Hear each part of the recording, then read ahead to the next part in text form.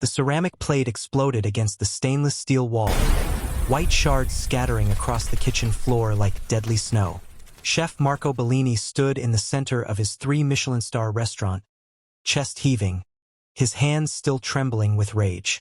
The perfectly plated ossobuco he'd just destroyed had taken him 4 hours to prepare. 4 hours of his life, wasted on people who couldn't appreciate greatness.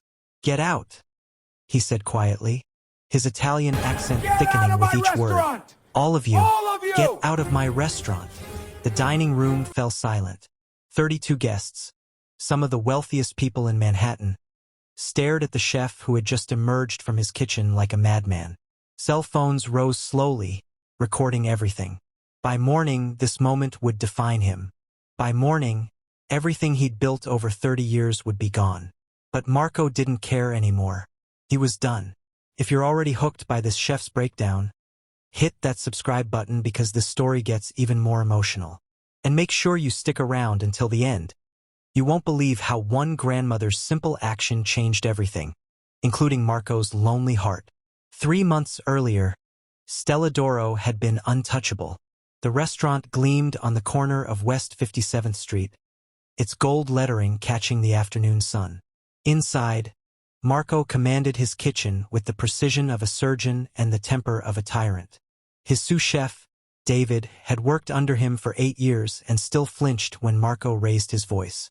"This risotto is overcooked by 30 seconds, Marco snapped, dumping the entire pan into the trash.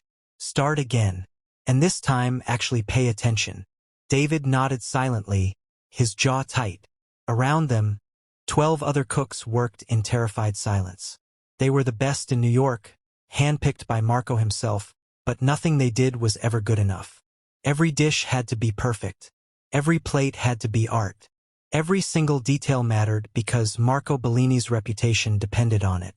In the corner of the kitchen, barely visible behind the industrial dishwashers, Maria Conti scrubbed pots with weathered hands. She was 38 years old and had been washing dishes at Stella d'Oro for 3 years. She was beautiful in a way Marco had never noticed, with dark eyes that held both sadness and strength, and black hair she kept pulled back in a practical bun. She'd come to America from a small village in Calabria 10 years ago after her husband died, bringing her young daughter Rosa with her. Marco had spoken to her perhaps 5 times in 3 years. Once to complain about water spots on a copper pot. Twice to ask where David had gone. Once to tell her the storage room was disorganized. Once, briefly, when she'd accidentally walked past him carrying a stack of plates and their eyes had met for a fraction of a second before she'd quickly looked away. He'd felt something in that moment, something he'd immediately dismissed as irrelevant. He had no time for distractions. His kitchen was his life, his art, his everything. There was no room for anything else, especially not feelings for a dishwasher he barely knew existed. Maria, for her part, had watched Marco from her invisible corner for 3 years. She'd seen his brilliance and his cruelty in equal measure. She'd seen how he drove himself and everyone around him to exhaustion chasing an impossible standard. She'd also seen, in rare unguarded moments late at night when he thought he was alone, the loneliness that haunted his eyes. She'd never spoken about what she observed. What would be the point? She was nobody to him, just another piece of equipment in his kitchen. But sometimes, when he was particularly harsh with the staff, she wanted to tell him that life was too short to be so angry all the time. She knew that lesson intimately. Her husband had died at 32, suddenly, without warning, and she'd learned that every moment of kindness mattered because you never knew which moment would be your last.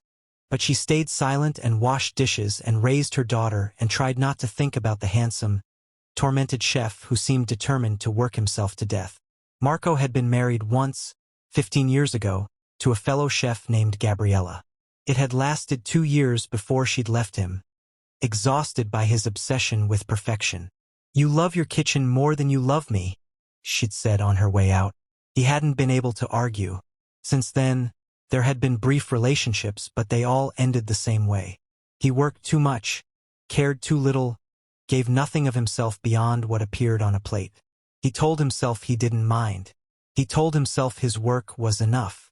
But on nights when the restaurant was closed and his apartment echoed with silence, He wondered if Gabriella had been right, if he'd sacrificed his humanity on the altar of culinary perfection.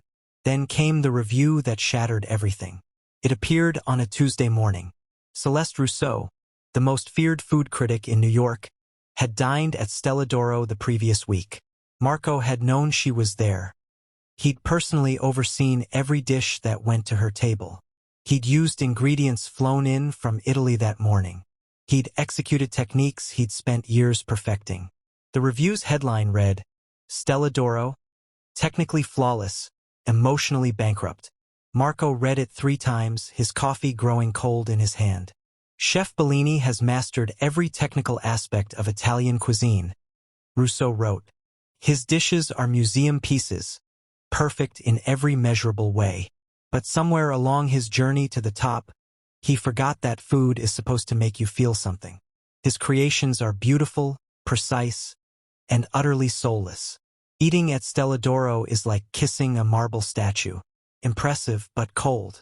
One wonders if Chef Bellini has ever truly loved anything beyond his own reflection in a perfectly polished plate. The words hit him like physical blows. Soulless, cold, empty. Has he ever truly loved anything? His phone began ringing immediately. First his investors, then his publicist, then restaurant managers from across the city who suddenly smelled blood in the water. By noon, 6 reservations had been canceled. By evening, 20 more. Marco's response was to work harder. He stayed in the kitchen until 3 in the morning, creating new dishes, more complex techniques, more elaborate presentations. He photographed everything, studied each image, searching for the flaw that Rousseau had seen. But he couldn't find it. Everything looked perfect. Maria found him asleep at his station one morning, surrounded by food magazines and half-eaten experiments. For a moment, she just watched him, this proud man brought low by words on a page. She wanted to wake him gently, to offer comfort, but she knew he wouldn't accept it from her.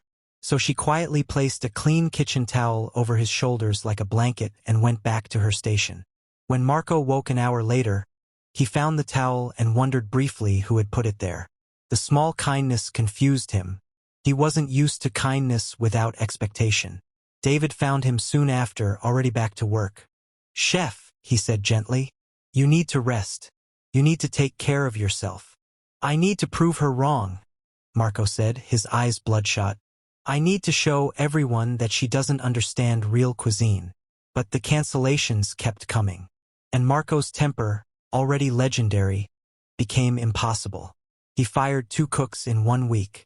He threw out entire services worth of food because the garnish wasn't aligned properly. He screamed at his maitre d' for seating guests too loudly. The kitchen became a war zone, and everyone tiptoed around Marco's volcanic rage. Everyone except Maria. She continued her work with quiet dignity, seemingly immune to the chaos swirling around her. When Marco threw pans, she calmly cleaned them up. When he shouted, she didn't flinch. Her steadiness in the storm fascinated him in a way he couldn't explain. One night, after a particularly brutal service, Marco found himself watching her work. She moved with an economy of motion that reminded him of the best chefs he'd trained with. Nothing wasted, nothing rushed, everything done with care. Her hands, though roughened by years of hot water and harsh soap, were graceful. "Why are you still here?" he asked suddenly, surprising both of them. Maria looked up, startled. "I'm sorry, chef. I'll finish quickly and—" "No, I mean, why do you still work here? After everything. After how I treat everyone." She considered the question carefully, drying her hands on her apron.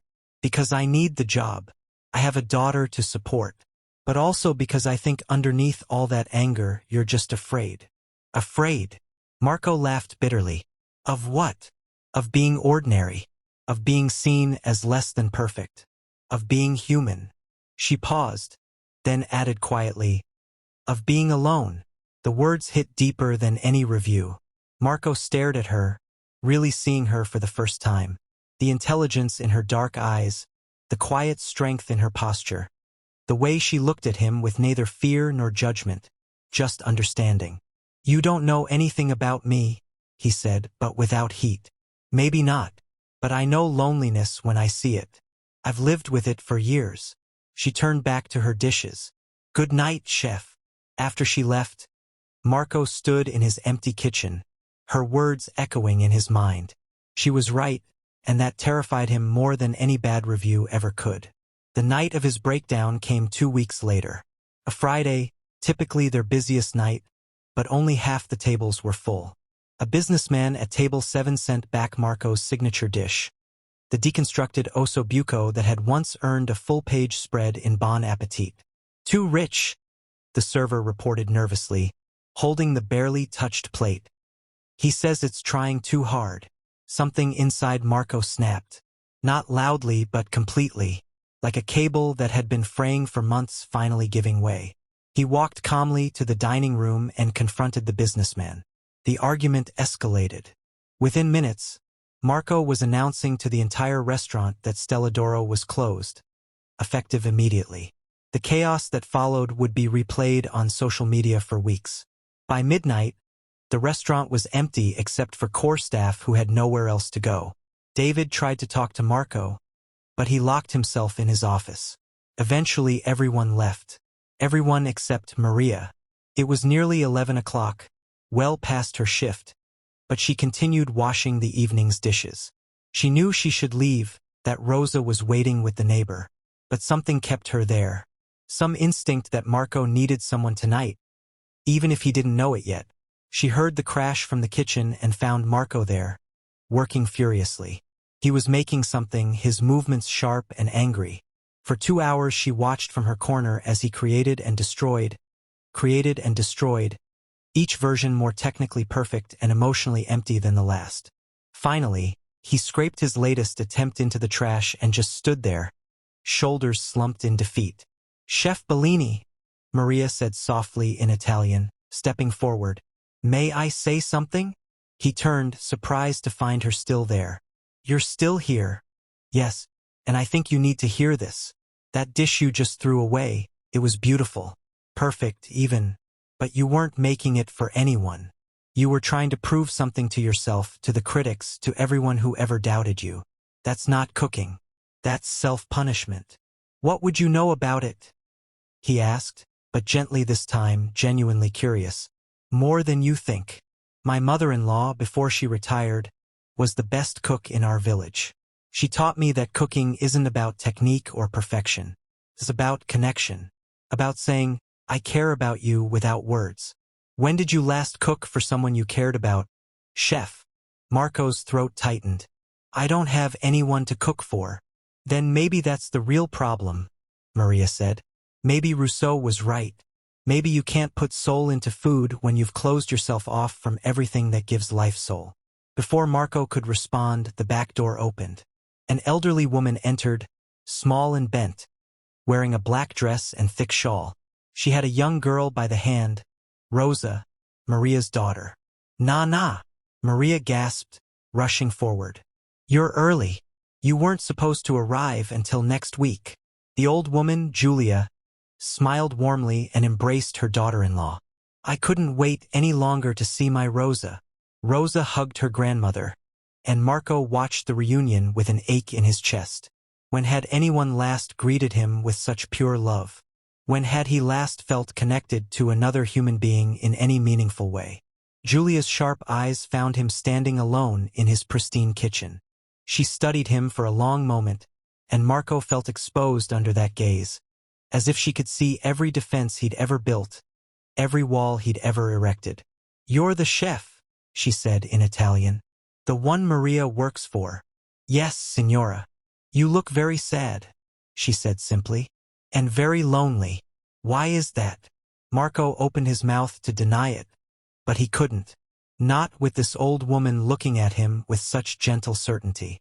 Not after the night he'd had. Not with Maria standing there, watching him with those understanding eyes. I don't know, he admitted quietly. I used to know what I was doing, what I wanted. Now I don't know anything anymore.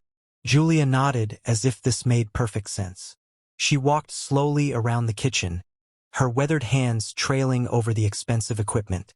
Then she noticed the trash can where Marco had dumped his osso buco. She peered inside. Such waste, she murmured. Such beautiful ingredients, treated without love. She turned back to Marco. This is your problem. You have forgotten how to love. The food, the work, yourself, other people. You have forgotten everything. With respect, Signora, you don't know me. Don't I? I see a man who works himself to exhaustion to avoid feeling. Who drives away everyone who tries to get close. Who has built a prison of perfection and locked himself inside. Her eyes softened. I see this because my son was the same. Always working, always chasing, never present. He died at 32. Heart attack. And his last words to my Maria were, I'm sorry I wasted so much time. Maria's eyes filled with tears. Marco felt his chest constrict. Life is short, Giulia continued. Too short to spend it alone.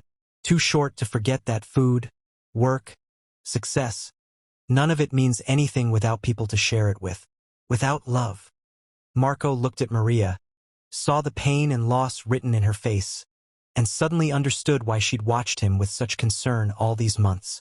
She'd seen her husband disappear into his work until it killed him. She was watching Marco do the same thing. I'm sorry, he said to her. About your husband. About everything. Maria wiped her eyes. He was a good man who forgot what mattered until it was too late. I don't want to watch another good man make the same mistake. You think I'm a good man? Marco asked, genuinely surprised. After how I've treated you. Treated everyone. I think you're a hurt man who's afraid to be vulnerable. There's a difference. She met his eyes directly. And yes, beneath all the anger and pride, I think you're good. I've seen you when you think no one's watching. I've seen you taste something beautiful and smile before you remember to be miserable. I've seen you, Marco. The real you. The use of his first name, the intimacy of it, made his heart race. No one at the restaurant called him Marco. He was always chef, always at a distance. But hearing it from her lips felt like an invitation to be human again. Giulia watched this exchange with knowing eyes. I have an idea, she said. Chef Marco, would you permit me to use your kitchen? I would like to make osso buco. The real way. The way it's meant to be made. Marco started to say no, started to explain that his kitchen wasn't for amateur cooking. But something stopped him. Maybe it was exhaustion. Maybe it was curiosity. Maybe it was the way Maria was looking at him. Hopeful and encouraging. Yes, he heard himself say. Please, show me. Giulia smiled and removed her shawl. Good. Maria, help me gather ingredients. Rosa, you sit at that table and do your homework. And Chef Marco, you watch and learn. Not cooking techniques. Those you know. But something more important. As Giulia and Maria moved through the kitchen gathering ingredients, Marco found himself watching Maria in a new way. The graceful way she moved, the gentleness with which she handled everything, the soft smile she gave Rosa when their eyes met. She was beautiful. How had he never noticed before? Because you were blind, he thought. Blind to everything that mattered. Giulia began preparing the osso buco, and Marco watched transfixed. She worked with a rhythm that spoke of decades of practice, of muscle memory built through love rather than training. She talked as she cooked, telling stories about her village, her family, her life. My husband and I, we were married for 57 years, she said as she browned the veal shanks. People ask me the secret to a long marriage. You know what I tell them? Presence. Being truly present with each other, even when you're doing ordinary things. Especially when you're doing ordinary things. She added vegetables to the pot, stirring them slowly. We cooked together every Sunday. He would chop, I would season. We would talk about our week, our children, our dreams. Some of my happiest memories are standing at the stove next to him, making Sunday dinner. Marco felt an ache in his chest. He'd never had that, never even imagined wanting it. His marriage to Gabriella had been two ambitious chefs competing rather than complementing. They'd never cooked together, not really. They'd worked in proximity but never in harmony. Maria's husband, my son Paolo, he was a good boy, Giulia continued, her voice sad now. But he inherited his father's stubbornness. Always working, always providing, never stopping to enjoy what he was providing for. Maria would beg him to slow down, to spend time with her and Rosa, but he thought success meant sacrifice. He thought love meant money and security. It doesn't, Marco asked quietly. Those things matter, yes, but love is presence. Love is attention. Love is choosing someone every single day and showing them they matter. Giulia looked at him directly. You can cook the most perfect meal in the world, but if you serve it with resentment or indifference, it tastes like nothing. Food is just a vehicle, Chef Marco. What matters is what you put into it. And I don't mean ingredients. She covered the pot and set it to simmer. Now we wait. 2.5 hours. Maybe 3. And while we wait, we talk. We connect. We remember what it means to be human beings, not just workers or chefs or dishwashers. Just people. Rosa had finished her homework and was drawing at the table. Maria sat beside her, and Giulia joined them. After a moment's hesitation, Marco sat down too, feeling awkward and out of place in his own kitchen. Tell me about yourself, Chef Marco, Giulia said. Where are you from? Do you have a family? And so Marco found himself talking about growing up in Tuscany, about his grandmother who taught him to cook, about coming to America at 23 with nothing but ambition and a knife set, about his failed marriage, though he didn't dwell on it, about the loneliness he'd never admitted to anyone, barely even to himself. Maria listened without judgment, occasionally asking questions that showed she'd been paying more attention to him over the years than he'd realized. She knew he always arrived at the restaurant at 5 in the morning. She knew he stayed until midnight most nights. She knew he took his coffee black with 2 sugars, though he'd never told her that. You've been watching me, he said, surprised and oddly touched. You're hard not to watch, Maria replied, then blushed. I mean, you're very commanding in the kitchen. Everyone watches you. But the way she said it, the color in her cheeks, told Marco she meant something more. The realization sent warmth through his chest. Giulia watched them with barely concealed amusement. Rosa, cara, why don't you show me where your mama keeps her things? I need to freshen up. But nah, mama's things are just in the... Rosa started, then caught her grandmother's meaningful look. Oh, yes, let me show you. It's very complicated to find. They left, taking their time, and suddenly Marco and Maria were alone in the kitchen with 3 hours of simmering ossobuco between them. Your mother-in-law is not subtle, Marco said. Maria laughed, a sound he realized he'd never heard before. It was lovely. No, she never has been. I'm sorry if she's made you uncomfortable. She hasn't. Actually, this is the most comfortable I've felt in months. Maybe years. He paused, then added, You've been very kind to me, Maria, even when I didn't deserve it. Why? She considered the question. Because I know what it's like to lose yourself in grief and fear. After Paolo died, I was so angry. At him for leaving, at God for taking him, at myself for not somehow preventing it. I worked 3 jobs, barely slept, and refused to let anyone help me. I was drowning and too proud to admit it. What changed? Rosa. One day she asked me if I was ever going to be happy again. She was 4 years old then, and she looked so scared. I realized I was teaching her that life was just about surviving, about grinding through. I was showing her the same pattern that killed her father. So I made a choice to live differently, to be present, to accept help, to believe that even after loss, joy is possible. Marco felt tears prickling his eyes. I don't know if I can do that. Change, this is who I've been for so long. You're already changing, Maria said softly. You let Nana into your kitchen. You're sitting here talking instead of working. You're being honest about how you feel. Those are all changes. She reached across the table and placed her hand over his. The touch sent a spark through him. Her hand was warm and calloused and real, the most real thing he'd felt in years. I see you, Marco, she said. Not Chef Bellini the perfectionist. Not the man with 3 Michelin stars. Just Marco who's tired and lonely and scared. And I think that Marco, the real one, is someone worth knowing. Marco turned his hand over, lacing his fingers through hers. I want to know you too. Really know you. Not just as someone who works in my kitchen, but as Maria, the woman who's been kind when I didn't deserve it, who sees things I try to hide, who makes me want to be better. They sat like that, hands joined across the table, until Giulia and Rosa returned with knowing smiles.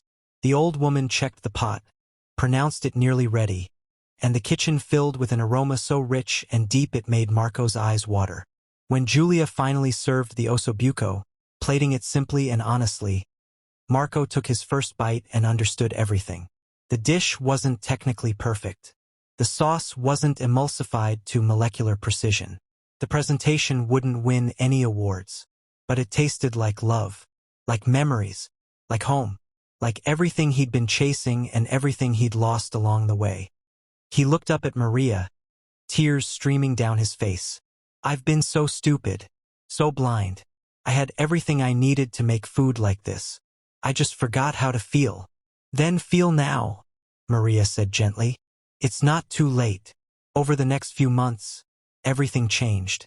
Marco closed Stella d'Oro permanently, and with Giulia's help, began planning something new. But this time he wasn't planning alone. Maria became his partner in every sense. They spent long evenings at the empty restaurant, sketching ideas, arguing about menus, laughing in ways Marco had forgotten he could laugh. He learned about her life, her dreams, her fears. She'd always wanted to study hospitality management but couldn't afford it. She loved reading but rarely had time. She was terrified Rosa would grow up without opportunities because of their financial struggles. She still missed her husband but had made peace with his loss. And Maria learned about Marco, about the pressure he'd put on himself since childhood to be exceptional, about his grandmother's death and how it had broken something in him, about his failed marriage and the belief that he was somehow incapable of sustaining love, about the loneliness that had eaten at him for years.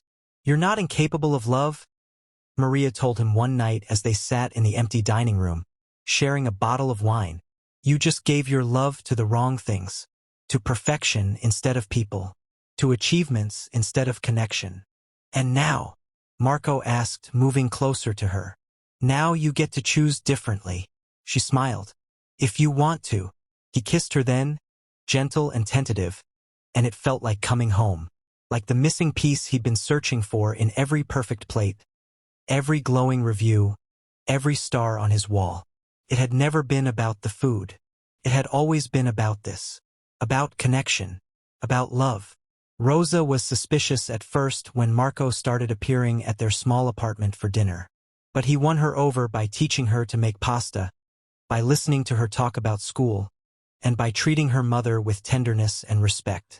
Within weeks, she was calling him Marco instead of Chef, and the sound of it made his heart full. Giulia watched it all with satisfaction. You see, she told Marco, food brought you together, but love keeps you together. That's the secret. When they opened Nana's table 6 months after that fateful night, it was everything Stella d'Oro hadn't been. Warm, welcoming, alive. The menu featured Giulia's recipes alongside Marco's creations, but everything was made with a new philosophy. Cook with love. Serve with generosity. Create connections. Maria managed the front of the house with grace and warmth, greeting guests like family. Rosa helped on weekends, her bright energy infectious. Giulia held court at a corner table every Sunday, cooking and telling stories and reminding everyone what really mattered. And Marco cooked not for critics or stars, but for the people he loved and the community they'd built. Celeste Rousseau came 3 months after opening. She ordered the ossobuco, and when it arrived, she took one bite and closed her eyes. Tears rolled down her cheeks. Her review the next day was simple. Chef Bellini has finally learned to cook with his heart. The result is magic. Welcome home. But Marco barely noticed the review. He was too busy watching Maria as she moved through the dining room, too busy planning the vacation they'd take next month, too busy thinking about the ring he'd hidden in his locker, waiting for the right moment. That moment came on a quiet Tuesday night, after service ended. They stood together in the kitchen, and Marco pulled Maria close. 3 years ago, you were invisible to me, he said. I was so lost in my own world that I couldn't see what was right in front of me. The most beautiful, kind, strong woman I've ever known. I wasted 3 years being blind. I don't want to waste another day. He dropped to one knee, pulled out the ring. Maria Conti, will you marry me? Will you let me spend the rest of my life cooking for you, laughing with you, being present with you? Will you let me be the man Giulia taught me I could be? Maria's hands covered her mouth, tears streaming. Yes, yes, Marco. 1,000 times yes. Rosa and Giulia emerged from where they'd been hiding, both crying and laughing. They'd known about the proposal and had helped Marco plan it. The four of them embraced, this chosen family bound not by blood but by love and second chances. The wedding was small, held in the restaurant on a Sunday afternoon. The guests were staff, regulars, friends they'd made in the neighborhood. Giulia made the wedding feast, teaching Marco each dish, passing down recipes that had fed generations. It wasn't fancy or formal, but it was perfect because it was real. When Marco and Maria danced their first dance, he whispered in her ear, "You saved my life. You know that?" "No," Maria whispered back. "You saved yourself. I just reminded you that you were worth saving. Then let me spend forever being worthy of you. You already are." They kissed as their family and friends cheered, as Giulia dabbed her eyes with her handkerchief, as Rosa threw flower petals in the air.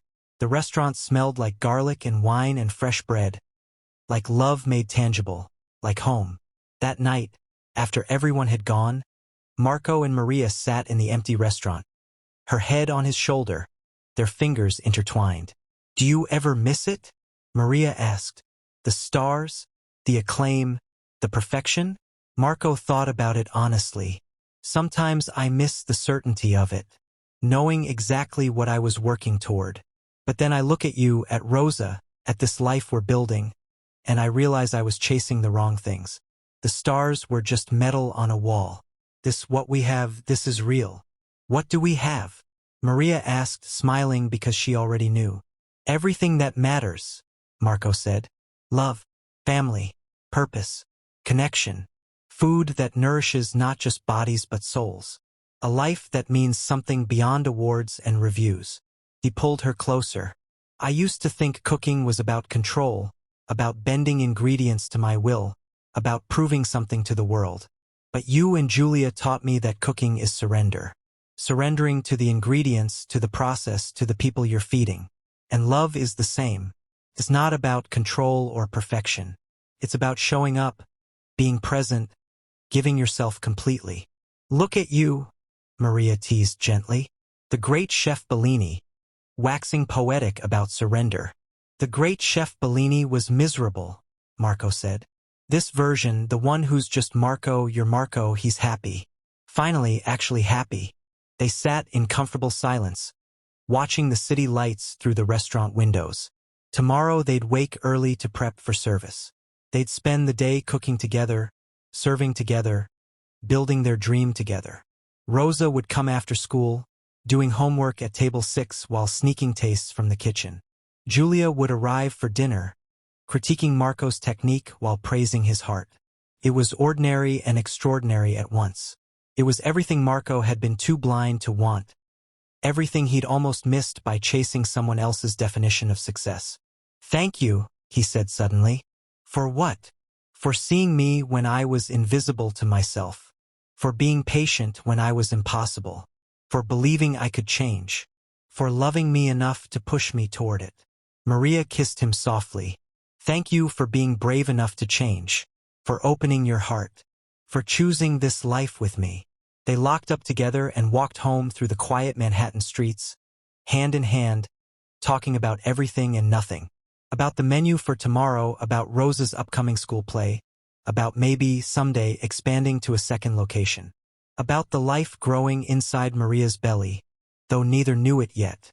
About growing old together, cooking together, loving together. Marco looked up at the stars barely visible through the city lights and thought about how he'd spent decades earning stars on a wall while missing the real stars above. Missing real beauty, real connection, real love. But he wasn't missing it anymore. He was content.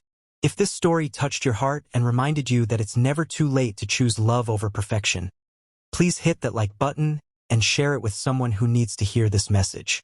Leave a comment telling us about a time you chose connection over success, or about someone who helped you see what really matters.